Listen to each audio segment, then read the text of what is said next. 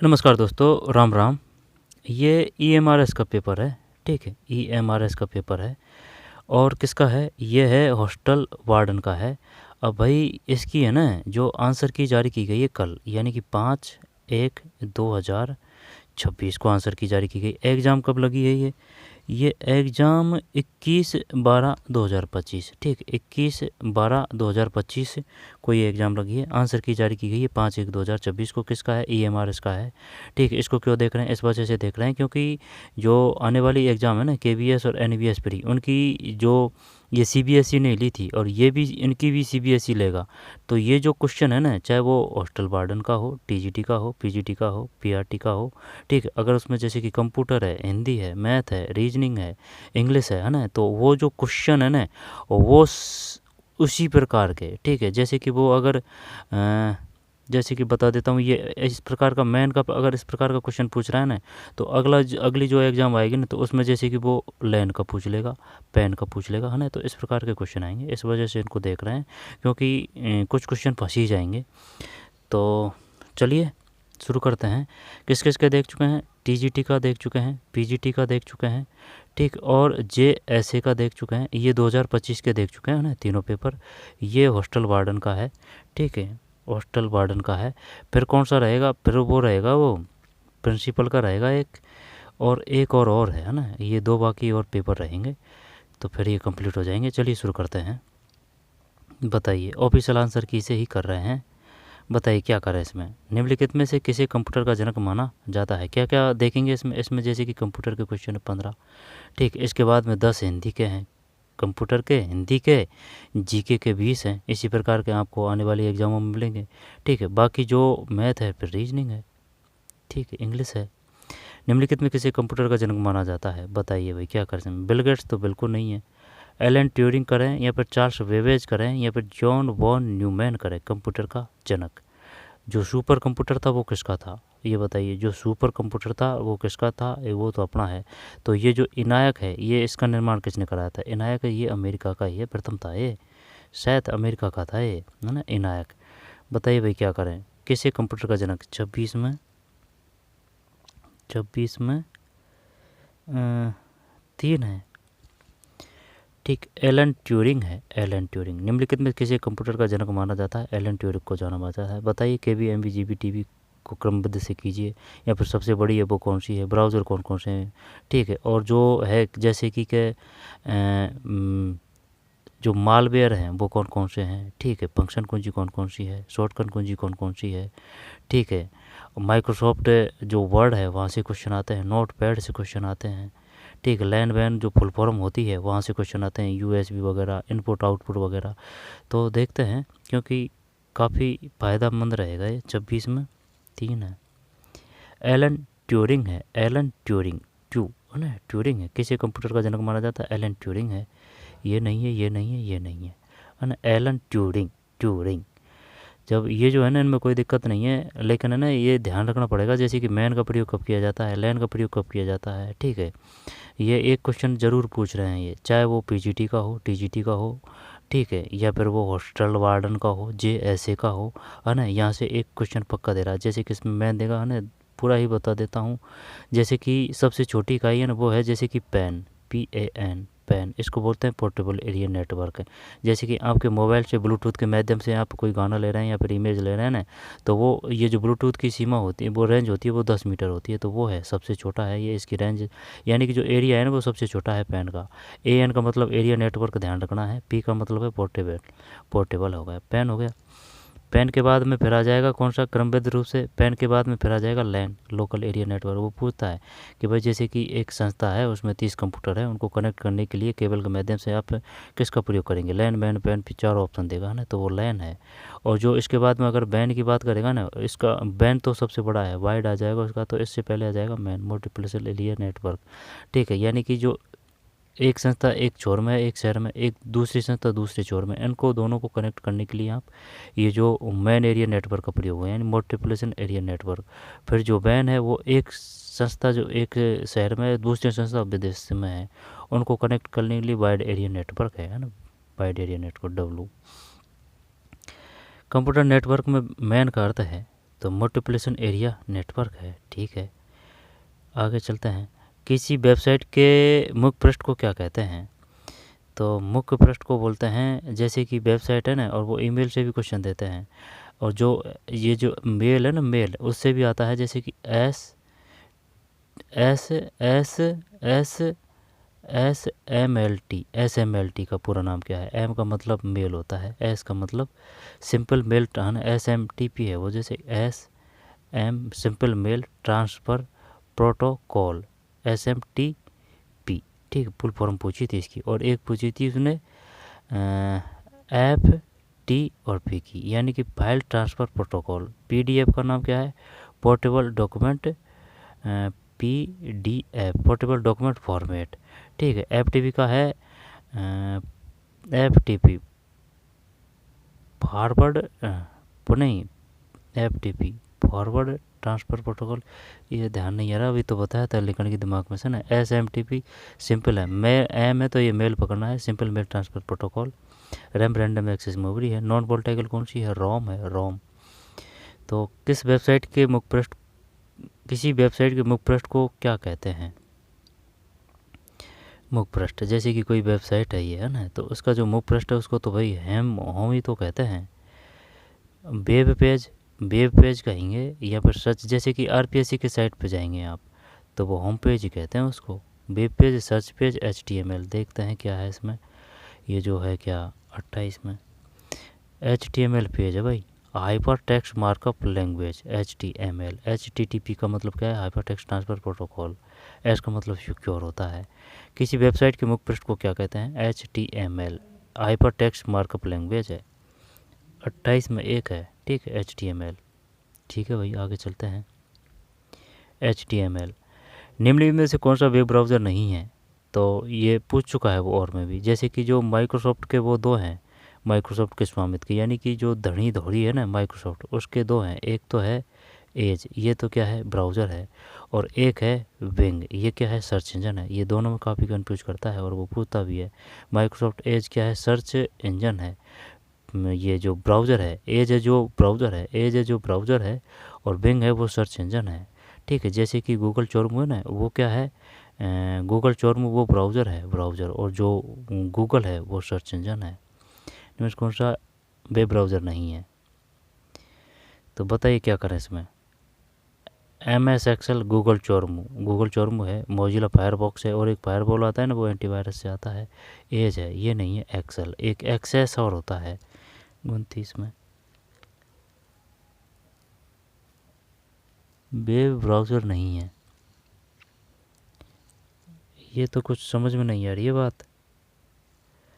ये तो Mozilla fire वॉक्स मान रहा है। एक मिनट, है ना, दोबारा से देखिए इन क्वेश्चनों को। क्या है कि अपन T1 की देख रहे थे, ये T4 है ना, वो आंसर की में कोई दिक्कत नहीं, वो साथ में ही है ना आंसर की, इस वजह से। तो निम्नलिखित में किसी कंप्यूटर का जनक कहा जाता है? तो ये जो 26 है, 26 में बेबेज ही है। हाँ, तभी तो मैं बोलूँ ऐसे कैसे हो सकता है ना। ये 4 से बेबेज है, 26 में 4 है। फिर जो 27 है ना, इसमें 2 है। 2 का मतलब कोई दिक्कत नहीं, मल्टीप्लिकेशन एरिया नेटवर्क। और जो 28 था, 28 में 4 है। हाँ, होम पेज है ना, अपन सही थे भाई, है ना, गलत पढ़ रहे थे। वो आंसर जैसे कि एक साथ में है 5-6 आंसर की, ठीक है, तो उसमें जैसे कि अपन को देखनी थी ये पहली, ये जो क्या आता है ना T4, वो T1 स्क्रॉल होने की वजह से वो आ चुकी थी उस पर, है ना, कोई दिक्कत नहीं। तो फिर दोबारा से देख लेते हैं, ठीक है, गलत नहीं। तो ये जो चार्ल्स बेबेज है, ठीक है, निम्नलिखित किसी कंप्यूटर का जनक कहा जाता है? Charles Babbage. और मैन में कोई दिक्कत नहीं है, बता दिया था अपन, है ना। और ये जो HTML है वो भी बता दिया था। HTML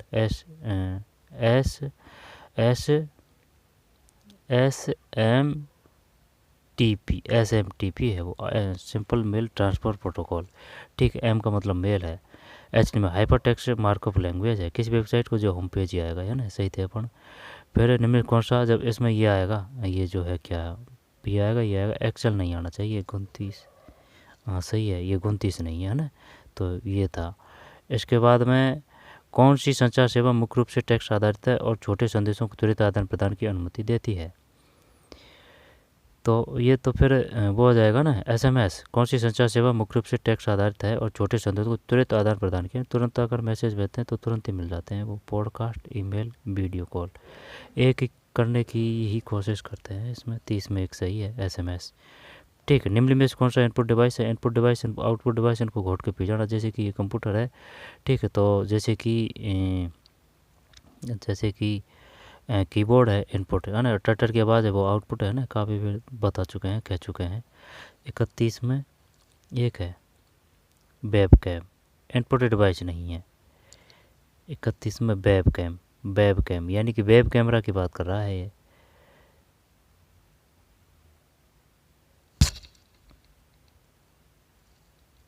इनपुट डिवाइस नहीं है, इनपुट डिवाइस नहीं है।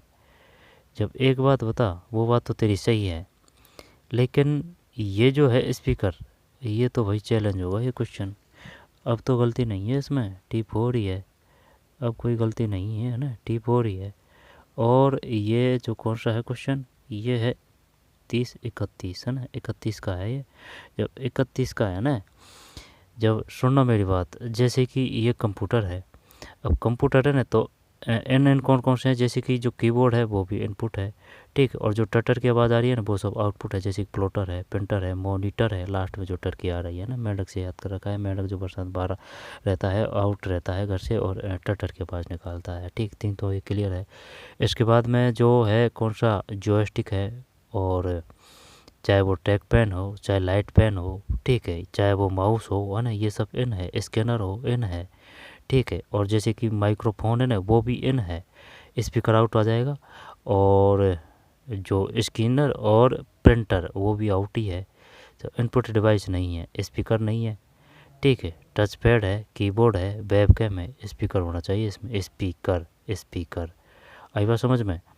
तो ये जो स्पीकर, जैसे कि कंप्यूटर जो स्पीकर वो ब्लूटूथ से जोड़ते हैं जब वो दूर होता है, कनेक्ट नहीं होता है। 31 में तो सही तो है, गलत देख लिया अपने आंसर की मैंने। 31 में 2 ही है, वो ऊपर वाला देख लिया, स्पीकर ही है इसमें। अपने सोचा था कि भाई ये एक है, एक नहीं है, स्पीकर ही है, ठीक। अपनी ही त्रुटि तो इसमें गलत देख लिया था उसमें। वेबकैम नहीं है, स्पीकर ही है, सही है। वेबकैम, टचपैड, कीबोर्ड, ये क्या है? इनपुट डिवाइस है। स्पीकर, प्लॉटर और प्रिंटर, मॉनिटर, ये आउट है। निम्न में से कौन सा क्लाउड स्टोरेज का उदाहरण है? जब क्लाउड अब है ना, वो ये भी बोलता है, बताइए जो क्लाउड सुविधा देने वाले कौन कौन है, जो ईमेल सुविधा प्रदाता वो कौन कौन है? जैसे कि गूगल है, ठीक है, और एक याहू है, एक येंडेक्स है, येंडेक्स वाइडेक्स से याद कर रखा है। तो देखते हैं निम्न में कौन सा क्लाउड स्टोरेज का उदाहरण है। पेन ड्राइव, ये तो अलग सिस्टम हो जाएगा।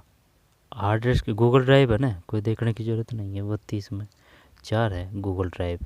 माइक्रोसॉफ्ट है ना, उसने भी दे रखी है ये ड्राइव की व्यवस्था। 15 GB तक आप इसमें ले सकते हैं, फिर बाद में अगर जो और स्टोरेज करेंगे ना तो उसके लिए रुपए देने पड़ेंगे आपको। विंडोज़ में चयनित टेक्स्ट कॉपी करने की कीबोर्ड शॉर्टकट कुंजी है।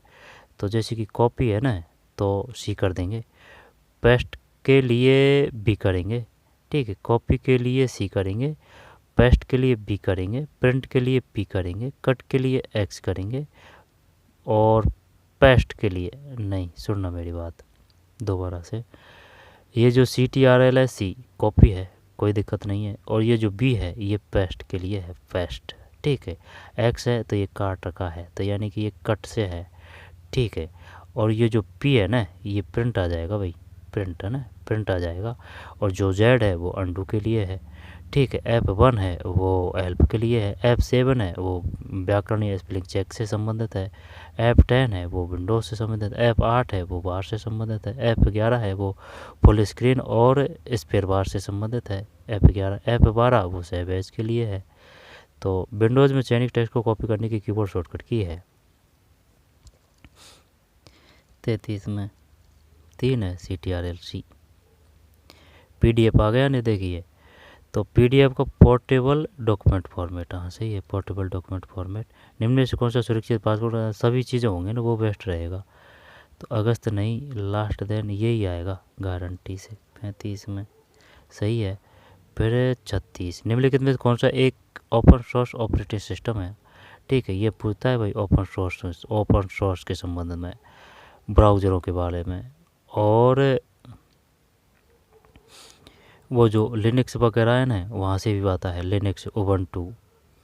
निम्न से कौन सा ओपन सोर्स ऑपरेटिंग सिस्टम है?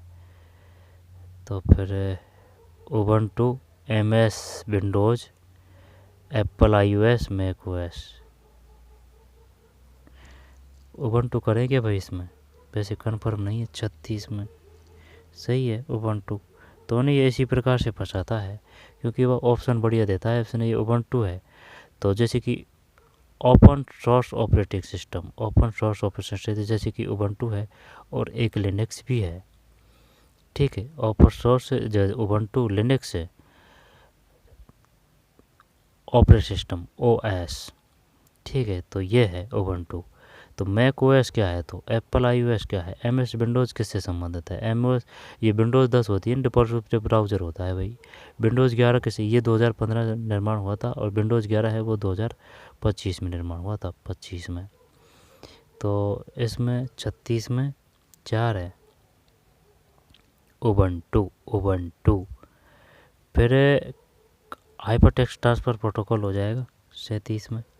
हाइपर टेक्स्ट ट्रांसफ़र प्रोटोकॉल हस्तलिखित पाठ या चित्र को साथ ही साथ सीधे कंप्यूटर में कैप्चर करने के लिए प्रयुक्त उपकरण है। स्कैनर है ना, कोई दिक्कत नहीं है। पाठ या चित्र को साथ ही साथ सीधे कंप्यूटर में कैप्चर है, स्कैनर ही है, फिर तो स्कैनर ही है। 38 में नहीं 38 में 4 है भाई।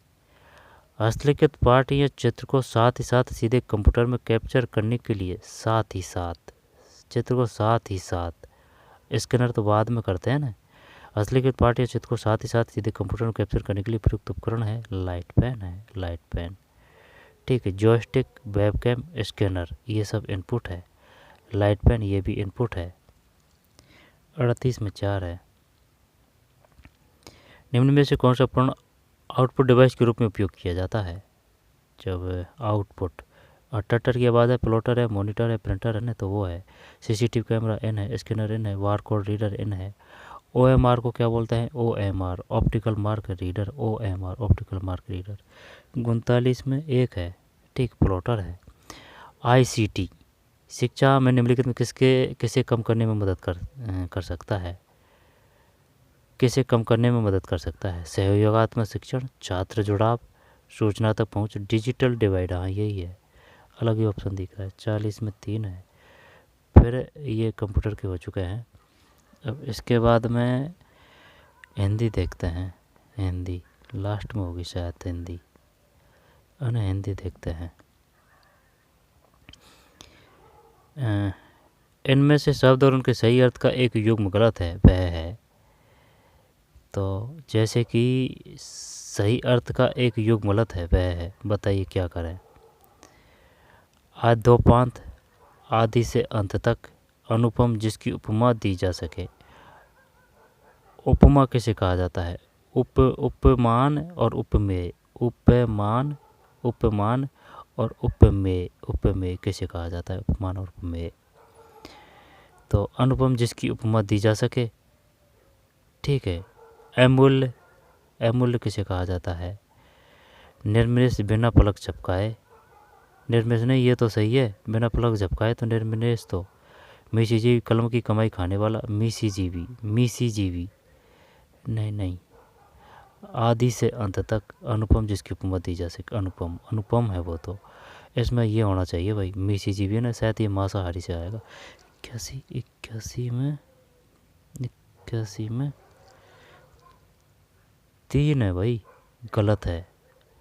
तो इसका मतलब क्या है? ये गलत है, अनुपम। अद्योपांत आदि से अंत तक है। ठीक है, अद्योपांत संधि विच्छेद कीजिए अद्योपांत का, आदि से अंत तक है। मीसीजीवी, अच्छा, कलम की कमाई खाने वाला, मीसीजीवी, अच्छा वर्ड है ये मीसीजीवी। दोबारा से देखते हैं। इनमें से शब्द और उनके सही अर्थ एक युग्म गलत है, वह है। अनुपम गलत है। तो फिर आद्योपांत आदि से अंत तक है।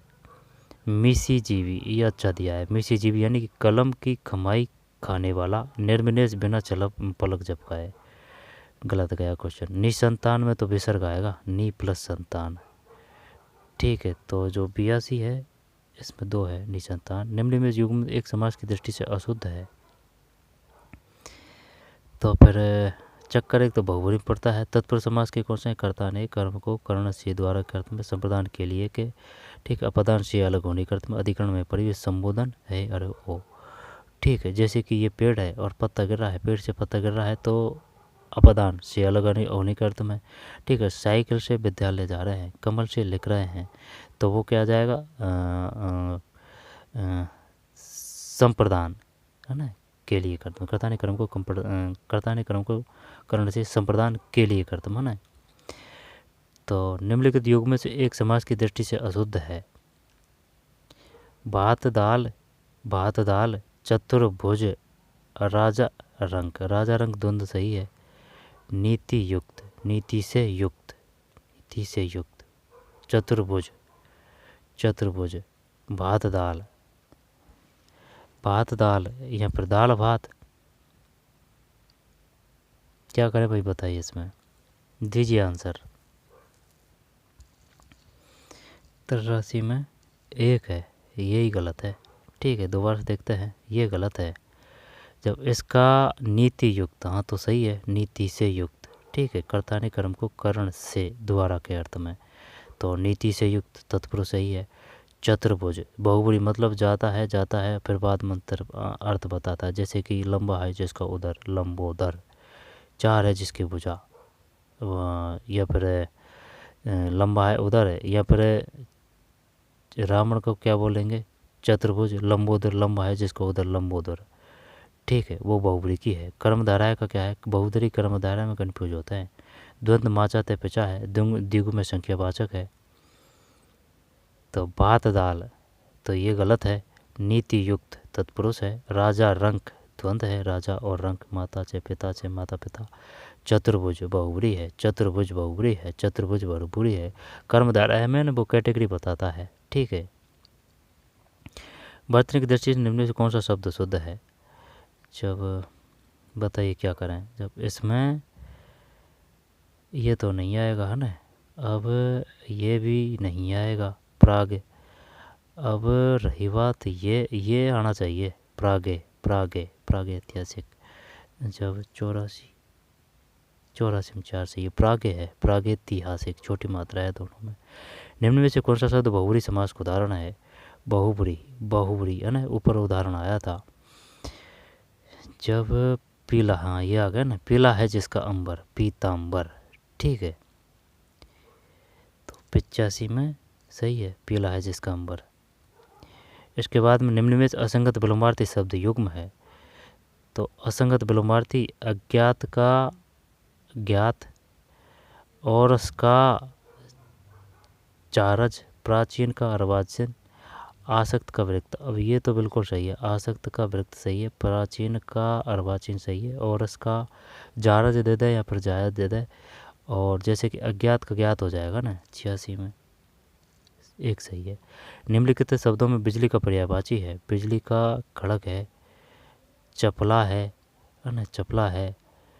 अब या तो चाप है या सूदी है, क्या करें भाई, खड़क तो है और चपला भी है। चाप करें या फिर सूदी करें। बिजली का पर्यायवाची है चाप, चाप नहीं है ना। बिजली का निम्नलिखित शब्दों में बिजली का पर्यायवाची है, तो फिर ये चपला ही तो है, फिर क्या ही देखने की ज़रूरत है। ये खड़क तो तलवार का हो जाएगा, गलत बता रहे हैं। खड़क तलवार का है, चपला बिजली का है, सूदी किसका है और चाप किसका है ये पता नहीं है। देखते हैं, चपला ही है इसमें तो। 87 में चपला ही है, चपला बिजली को बोलते हैं। जलद और जलद दह याद रखना है। अगर बादल से पूछेगा ना वो तो दह जरूर देगा या फिर दह देगा, और जल से अगर पूछेगा ना तो वो जय जरूर देगा। खेत रहना व्यावहारिक अर्थ है, खेत रहना नहीं है, ये तो युद्ध में शहीद होना है। पुरुष का विलोम है, परुष का परुष का परुष का। 1 मिनट। कठिन का सरल, कठिन का सरल। कोमल का कठोर, कोमल का कठोर, कठिन का सरल। ठीक है, तो फिर अपोरोस 88 में। अरे कोमल है भैया, इसमें कोमल का कठोर। ये परुष है, परुष है ना, कोमल है इसमें, परुष, परुष कठोर को ही बोलते हैं। ठीक है, तो परुष का कोमल है, परुष का कोमल है, परुष का कोमल है। ठीक, परुष का कोमल है। खेत रहना, तो ये तो युद्ध में शहीद होना है, 89 में 3। फिर शब्द नेतत का संधि विच्छेद है, बताइए भाई। नेतत, नेतत, नेतत, नेतत, ना प्लस ए तत, यहाँ पर ना प्लस ई तत। ये करें क्या, है ना। अब वैसे न प्लस ए तत, न प्लस ए तत, न प्लस ए तत, ना प्लस ई तत, देखते हैं भैया ना। शायद 3 करें क्या इसमें, न प्लस ए तत, न प्लस 3 ही करते हैं। 90 में गलत है भाई, न प्लस ए तत है, यानी कि बात तो सही थी लेकिन मात्रा नहीं लगेगी। न प्लस ए तत, ने तत, न प्लस ए तत, ने तत। तो हिंदी होगी, कंप्यूटर होगी। अब क्या देख रही हैं, जी के देख रही हैं अपन को। ठीक है, ये जो मैथ रीजनिंग के क्वेश्चन है, ये आंसर बता दूंगा मैं आपको, है ना। जी के देख लेते हैं पहले। जी के कंप्यूटर के देख चुके हैं। ठीक है, ऑफिशियल आंसर की सही है 19। ये तो शुरू में रीजनिंग है, शुरू में रीजनिंग है, तर्क क्षमता। और हाँ, ये 10 क्वेश्चन ही है शायद। चल देखते हैं ये 10 क्वेश्चनों को, एक वीडियो बनाएंगे इसका।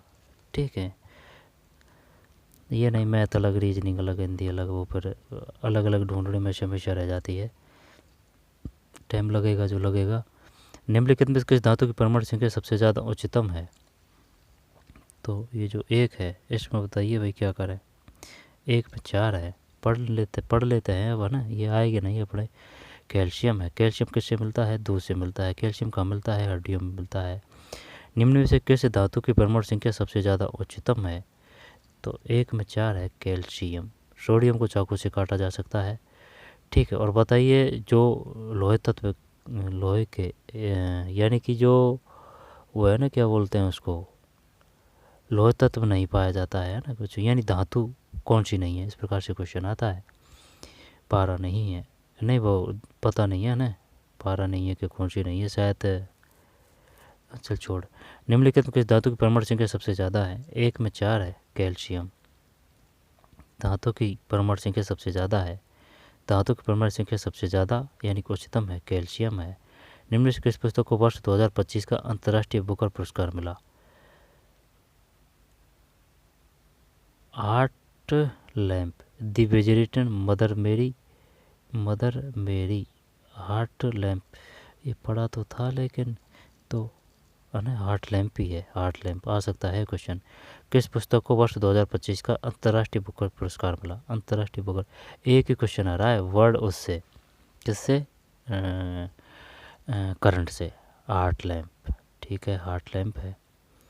फिर सन 2024 में आयोजित कोपा, 2 क्वेश्चन आ गए। कोपा अमेरिका खेल प्रतियोगिता टूर्नामेंट निम्न में किस देश की टीम विजेता रही।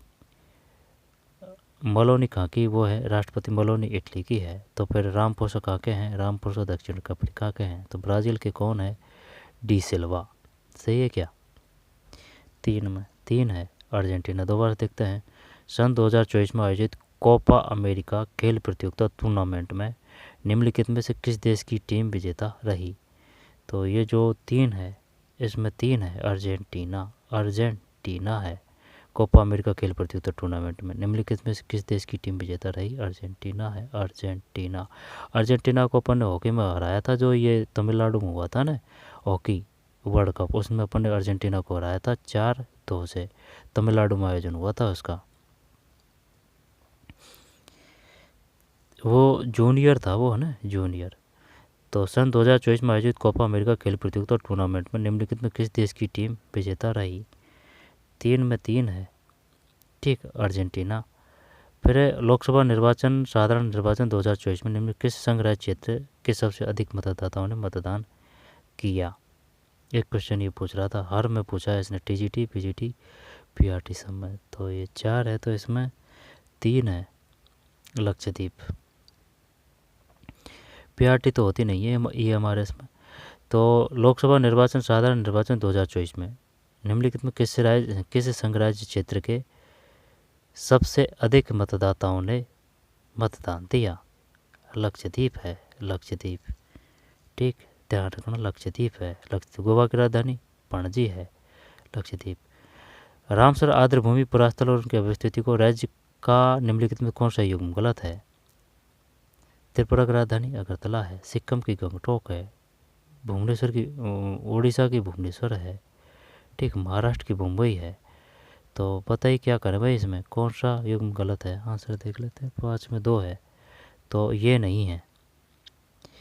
रुद्रसागर त्रिपुरा है, तामपारा लेक ओडिशा है, लोनार महाराष्ट्र है। दोबारा देखते हैं, रुद्रसागर, रुद्र का रै, त्रिपुरा का रै, रुद्रसागर लेक त्रिपुरा है। अगरतला राजधानी किसकी? त्रिपुरा की, जैसे अगरतला त्रिपुरा, ठीक है। फिर रुद्रसागर लेक त्रिपुरा की है। फिर तामपारा लेक ओडिशा की है, तामपारा। लोनार महाराष्ट्र है, लोनार महाराष्ट्र है, ठीक, लोनार महाराष्ट्र है। दोबारा से देखते हैं, ये हारी के लेर, ये बताइए हीराकुंड परियोजना कहाँ है? हीराकुंड परियोजना यानी हीरा गिर गया महानदी में, हीराकुंड परियोजना महानदी में है। महानदी हीराकुंड परियोजना महानदी पर है। रुद्रसागर लेक रै त्रिपुरा, तामपारा लेक ओडिशा। दोबारा देखते हैं, ये हटा दिया। रुद्रसागर लेक त्रिपुरा में है, रामसर आर्द्र भूमि पुरास्थल। तामपारा लेक है, तामपारा ओडिशा है ना, आ की मात्रा है, तामपारा ओडिशा। रुद्र रे त्रिपुरा, लोनार रे महाराष्ट्र है, ठीक है। हाइड्रोपोनिक्स जल संवर्धन क्या है? इसको तो कर देंगे। जल दाब का प्रयोग कर किया जाने वाला चिकित्सीय उपचार, ये लग रहा है। और तो नहीं। पोषक विलयन बिना मृदा के पादप उगाने की तकनीक। जल संवर्धन क्या है? पोषक विलयन के बिना मृदा के पादप उगाने की तकनीक। बिना मृदा के, हाँ ये आना चाहिए वही इसमें। 6 में सही है, ठीक, 6 में 3 है। हाइड्रोपोनिक्स जल संवर्धन क्या है? पोषक विलयनों में बिना मृदा के पादप उगाने की तकनीक है। फिर निम्नलिखित में कौन भारत में कैंसर रोग विशेषज्ञ रही जिनके योगदान के लिए उन्हें मैग्सेसे पुरस्कार और पद्म विभूषण से सम्मानित किया गया? दोबारा से देखता है, 7, 1 है, बी शांता। निम्न से कौन भारत में एक कैंसर रोग विशेषज्ञ रही जिनके योगदान के लिए उन्हें मैग्सेसे पुरस्कार और पद्म विभूषण सम्मान से सम्मानित किया गया? अच्छा क्वेश्चन है, बी शांता। तो कैसे याद करेंगे? वैसे कर तो रखा था या ना, बी विभूषण, बी शांता, ठीक। किससे संबंधित है? कैंसर रोग विशेषज्ञ। निम्न में कौन भारत में कैंसर रोग विशेषज्ञ रही जिनके योगदान के लिए उन्हें मैग्सेसे पुरस्कार और पद्म विभूषण सम्मान से सम्मानित किया गया? बी शांता, ठीक, 7 में 1। फिर वर्ष 2024-25 में रणजी ट्रॉफी के विजेता और उपविजेता टीमों के बारे में निम्नलिखित में कौन सी कथन सही है? जब जो है कौन सा, 8 में 4 है, तो 8 में 4 का मतलब ये है, कथन सही है। वर्ष 2024-25 में रणजी ट्रॉफी की विजेता और उपविजेता टीमों के बारे में निम्न में से कौन सा कथन सही है? तो सिर्फ यही है, विदर्भ की टीम विजेता थी और केरल की टीम उपविजेता थी। तिरुवनंतपुरम किसकी राजधानी? केरल की। पेरियार वन्यजीव उद्यान कहाँ है? केरल में। साइलेंट वैली कहाँ है? केरल में। वर्ष 2024-25 में रणजी ट्रॉफी के विजेता और उपविजेता टीमों के बारे में कौन सा कथन सही है? विदर्भ की टीम विजेता थी और केरल की टीम उपविजेता थी। विदर्भ की टीम विजेता थी, केरल की टीम उपविजेता थी, ठीक है भाई। फिर निम्नलिखित कथनों पर विचार कीजिए। 20 क्वेश्चन आएंगे अपने जीके के। तो फिर धन विधेयक राज्यसभा में पुनः स्थापित नहीं किया जा सकता, किंतु राज्यसभा लोकसभा को विधेयक नहीं लौटाकर इसे पारित होने में अनिश्चित काल तक विलम्ब कर सकती है। नहीं, अगर राज्यसभा फिर अगर दोबारा भी वो ऑटोमेटिक पास हो जाता है, वो लोकसभा को विधेयक नहीं लौटा कर, नहीं ऐसे कुछ नहीं है।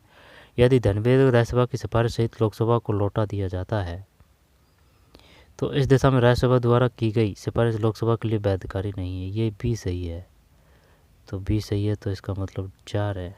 9 में 4 सही है। 2 बार देखते हैं, यदि धन विधेयक राज्यसभा की सिफारिश सहित लोकसभा को लौटा दिया जाता है, यदि धन विधेयक राज्यसभा की सिफारिश सहित, ठीक है, सिफारिश कर सकती है राज्यसभा, रोक नहीं सकती उसको, है ना। सिफारिश सहित लोकसभा को लौटा दिया जाता है, राज्यसभा की सिफारिश सहित लोकसभा को लौटा दिया जाता है, तो इस दशा में राज्यसभा द्वारा की गई सिफारिश लोकसभा के लिए वैधकारी नहीं है। अगस्त 2025 में भारत में पहली बार शुरू की गई राज्य स्वास्थ्य विनियामक उत्कृष्टता सूचकांक तैयार करने के लिए अपने आप में विशेष राष्ट्रीय पहल का क्या नाम है? अगस्त 2025 में राज्य स्वास्थ्य विनियामक उत्कृष्टता सूचकांक तैयार करने के लिए, तो फिर अमृत 10 में एक है, श्रेष्ठ है भाई इसमें। अगस्त 2025 में भारत में पहली बार शुरू किए गए राज्य स्वास्थ्य विनियामक उत्कृष्टता सूचकांक तैयार करने के लिए अपने आप में विशेष राष्ट्रीय पहल का क्या नाम है? श्रेष्ठ है, ठीक है। अब इनमें मैं आपको आंसर बता देता हूँ, है ना। तो इनमें कौन सा व्यवहारिक निम्न के बीच सर्वोत्तम संबंध को निरूपित करता है? 11 में एक है, यानी कि पुरुष पिता, ठीक है, पुरुष पिता और शिक्षक एक है भाई, पुरुष पिता और शिक्षक है, वह शिक्षक है, शिक्षित है ना, शिक्षक नहीं है, शिक्षित है। तो सभी शिक्षित हो सकते हैं होने को, तो पुरुष और पिता, तो पिता यानी कि पिता है ना, वो पुरुष भी हो सकता है, शिक्षित भी हो सकता है, तो ठीक है।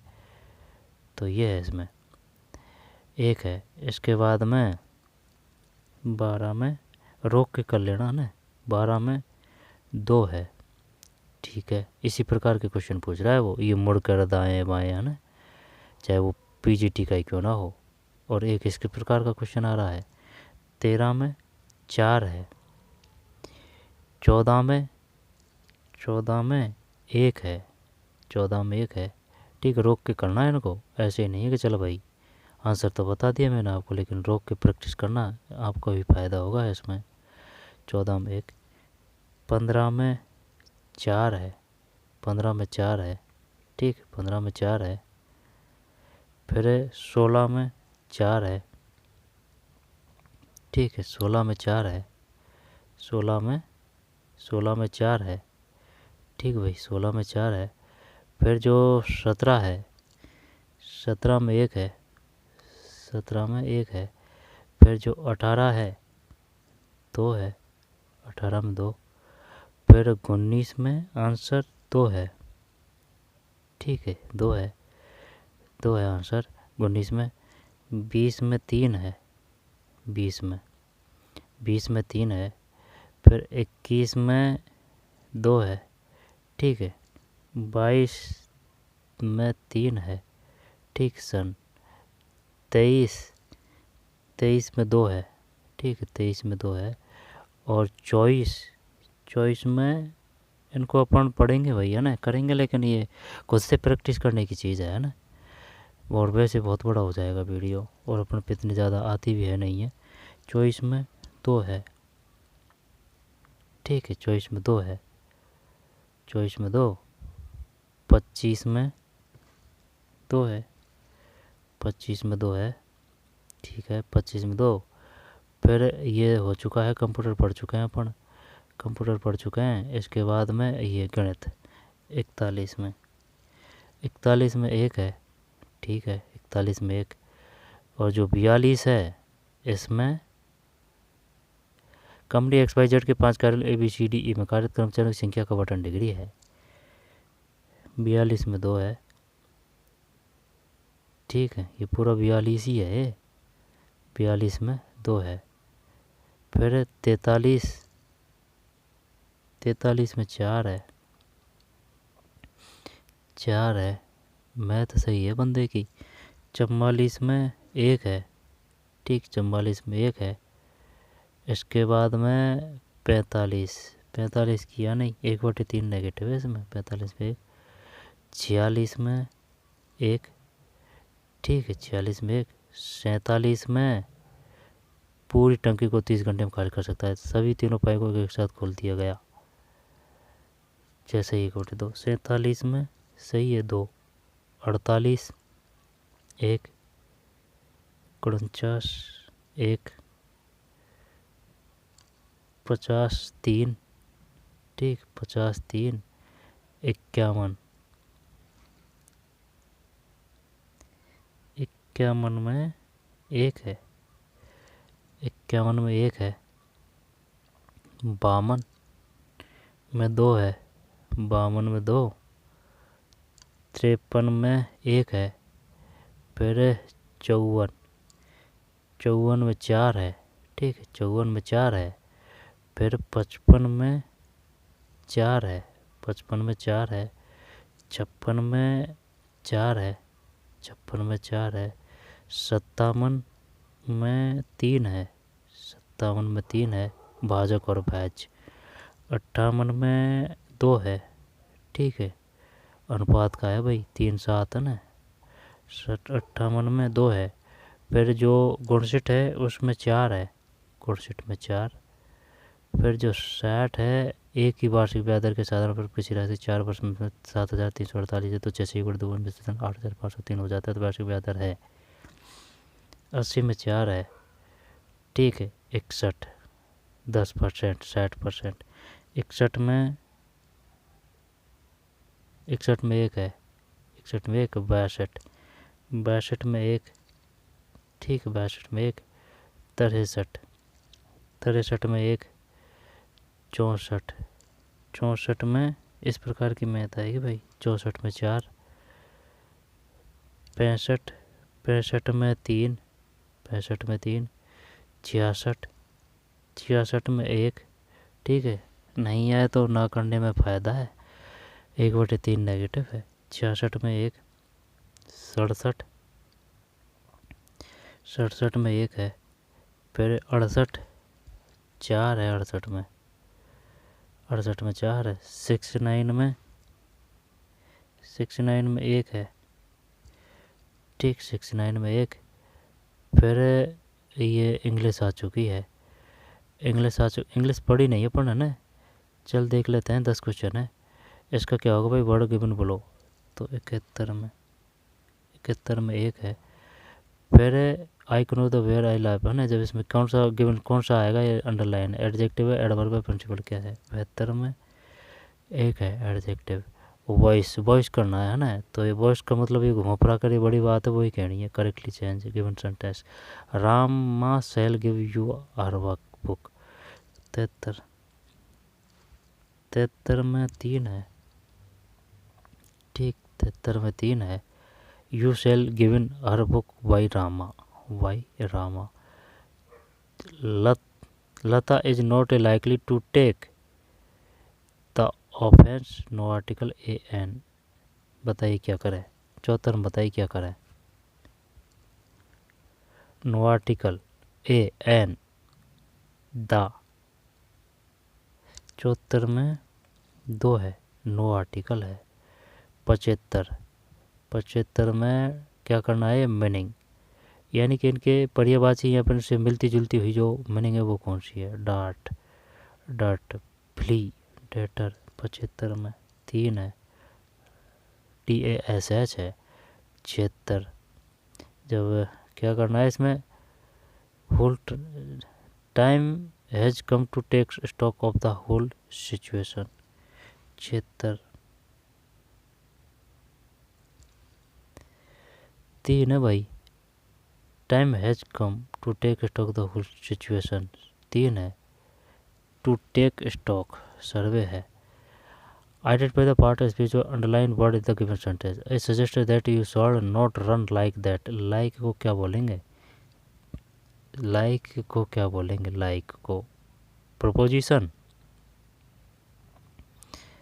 यहाँ पर like को 77 प्रपोजिशन, ठीक प्रपोजिशन वही इसमें like प्रपोजिशन, ये क्रमबद्ध रूप से लिखना है आपको, तो जैसे कि द चीफ मिनिस्टर, तो the rich industrialists to meeting, और बाज ये तो बीच के हैं टू और मीटिंग, तो या तो ए से शुरू होगा या डी से होगा, the rich industrialist, the chief minister से ही शुरू करते हैं एक, तो जैसे कि अगर द को पहले करें तो ए तो है किसी में, ए इसमें है, फिर द रिच इंडस्ट्रियलिस्ट है ना, ये 3 करते हैं 78 में।